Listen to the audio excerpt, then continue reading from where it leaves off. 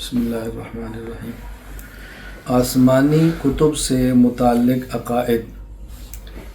جس زمانے میں جس نبی پر کتاب اللہ تعالیٰ نے نازل فرمائی وہ برحق اور سچی تھی، جیسے حضرت موسیٰ علیہ السلام پر تورات، حضرت داؤد علیہ السلام پر زبور، حضرت عیسیٰ علیہ السلام پر انجیل اور حضرت رسول اللہ صلی اللہ علیہ وسلم پر قرآن مجید۔ البتہ تورات، زبور، انجیل اور دیگر تمام آسمانی صحیفے منسوخ ہو چکے ہیں۔ تورات، زبور، انجیل وغیرہ کے جو نسخے آج موجود ہیں، تورات، زبور، انجیل وغیرہ کے جو نسخے آج موجود ہیں یہ تحریف شدہ ہیں۔ یہود و نصارہ نے ان میں رد و بدل کر دیا ہے۔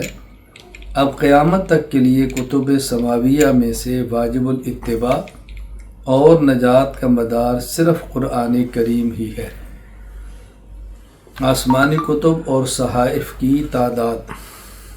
ایک روایت کے مطابق آسمانی کتب اور صحائف کی تعداد 104 ہے۔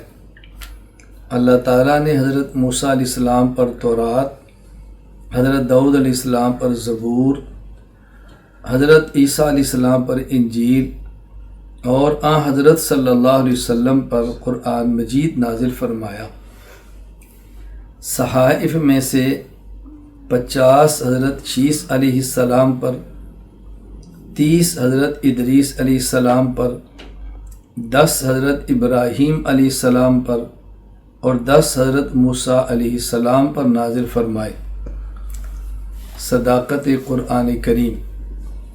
سورۃ فاتحہ سے لے کر والناس تک قرآن کریم کا ایک ایک لفظ سچا ہے۔